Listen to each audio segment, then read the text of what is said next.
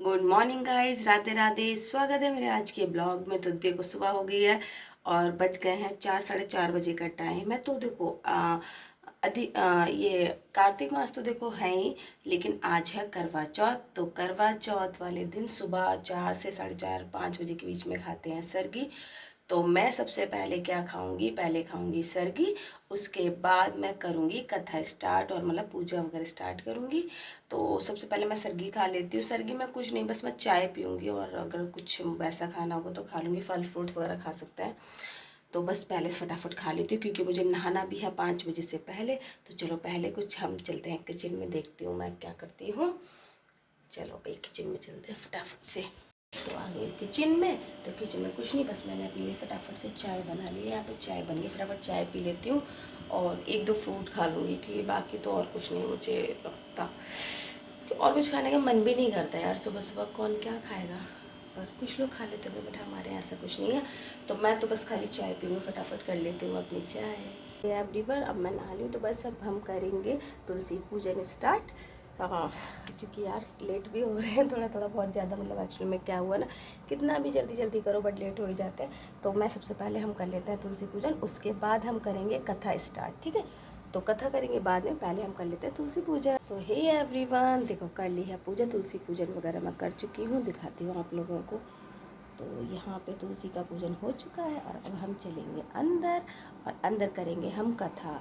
Actually में क्या है ना, यहाँ पे गाइस बैठने की जगह है नहीं, तो मतलब है तो बट ये है कि फिर मतलब पूरा ये सिस्टम नीचे रखो, फिर पूरा मतलब ये तो मैं हटाती नहीं हूँ। तो मैं यहाँ पे दीपक यहीं पे जला देती हूँ और कथा कर लेती हूँ अपने मंदिर के अंदर।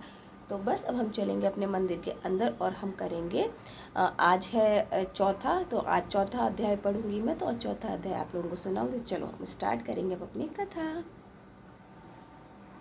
ओम नमो भगवते वासुदेवाय। तो चलो स्टार्ट कर लेते हैं हम आज चौथा अध्याय। नारद जी ने कहा, ऐसा कहकर भगवान विष्णु मछली का रूप धारण करके आकाश से जल में गिरे। उस समय विंध्याचल पर्वत पर तप कर रहे महर्षि कश्यप अपनी अंजलि में जल लेकर खड़े थे। भगवान उनकी अंजलि में जा गिरे। महर्षि कश्यप ने दया करके उसे अपने कमंडल में रख लिया। मछली के थोड़ा बड़ा होने पर महर्षि कश्यप ने उसे कुएं में डाल दिया। जब वह मछली कुएं में भी ना समा सकी तो उन्होंने उसे तालाब में डाल दिया। तब वह तालाब में भी ना आ सकी तो उन्होंने समुद्र में डाल दिया। वह मछली वहां भी बढ़ने लगी। फिर मत्स्य रूपी भगवान विष्णु ने इस शंखासुर का वध किया और शंखासुर के हाथ में लेकर ब्रदिवन में आ गए। उन्होंने संपूर्ण ऋषियों को बुलाकर इस प्रकार आदेश दिया, मुनीश्वरों, तुम जल के भीतर बिखरे हुए वेद मंत्रों को खोज करो और जितनी जल्दी हो सके उन्हें सागर के जल से बाहर निकाल लाओ। तब तक मैं देवताओं के साथ प्रयाग में ठहरता हूँ।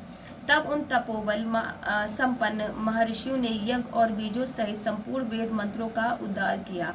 उसमें से जितने मंत्र जिस ऋषि ने उपलब्ध किए, वही उन बीज मंत्रों को उस दिन से ऋषि का माने जाना लगा। मतलब जो मंत्र वहां से निकला तो वही जो क्या करने लगा, वही ऋषि का एक मंत्र बन गया, बीज मंत्र।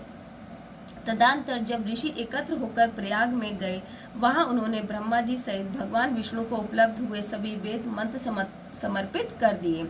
सब वेदों को पाकर ब्रह्मा जी बहुत प्रसन्न हुए। उन्होंने देवताओं ऋषियों के साथ प्रयाग में अश्वमेघ यज्ञ किया।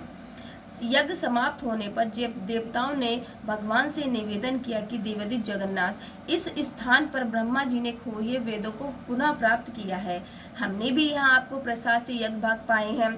अतः यह स्थान पृथ्वी पर सबसे श्रेष्ठ पुण्य की वृद्धि करने वाला है एवं भोग तथा मोक्ष प्रदान कराने वाला है। साथ ही यह समय भी महापुण्यमय और भ्राघाती आदि महापापियों की भी बुद्धि को शुद्धि करने वाला हो तथा यह स्थान यह दिए हुए दान को अक्षय बना देने वाला हो, यह वर दीजिए। भगवान विष्णु बोले, देवताओं, तुमने जो कुछ कहा वह मुझे स्वीकार है। तुम्हारी इच्छा पूर्ण हो, आज से यह स्थान ब्रह्म क्षेत्र के नाम से प्रसिद्ध होगा। सूर्यवंश में उत्पन्न राजा भागीरथ यहाँ गंगा को लेकर आएंगे और यहाँ से यहाँ सूर्य कन्या यमुना से मिलेंगे। ब्रह्मा जी और सब देवता मेरे साथ यहाँ पर निवास करो। आज से यह तीर्थ तीर्थराज के नाम से विख्यात होगा। तीर्थराज के दर्शन से तत्काल सब पाप नष्ट हो जाएंगे। तब सूर्य मकर राशि में स्थित होकर उस समय यहाँ स्नान करने वाले मनुष्य के सब पापों का यह तीर्थ नाश करेगा। यह काल भी मनुष्य के लिए सदा महान पुण्य फल देने वाला होगा। माघ में सूर्य के मकर राशि में स्थित होने पर यहाँ स्नान करने से शलोक के आदि फल प्राप्त होंगे। देवादि भगवान विष्णु देवताओं से ऐसा कहकर ब्रह्मा जी के साथ वहीं अंतर्ध्यान हो गए।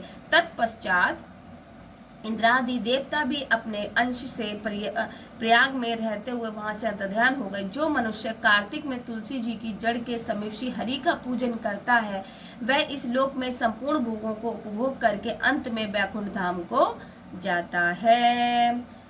तो ये हो गई हमारी कथा। आज चौथा अध्याय हो गया है पूरा। कल पढ़ेंगे दूसरा अध्याय। तो चलो अब मैं पढ़ लेती हूँ गीता पढ़ लेती हूँ, और भी मुझे जो चालीसा वगैरह पढ़नी वो पढ़ लेती हूँ। उसके बाद मिलूंगी। और करवा चौथ की तो तैयारियां मैंने देखो ऑलमोस्ट कर ली है। मेहंदी वगैरह सब लग चुकी है। श्री जी का श्रृंगार भी मिलेगा आज की उसमें वीडियो में देखने के लिए। पर जो अध्याय वाला है उसको मैं तो अभी अपलोड कर दूंगी, और जो करवा चौथ वाला ब्लॉग है वो पूरा मैं करूंगी इवनिंग में आपको सेंड। तो चलो अब हम पढ़ लेते हैं। क्या पढ़ेंगे हम? गीता।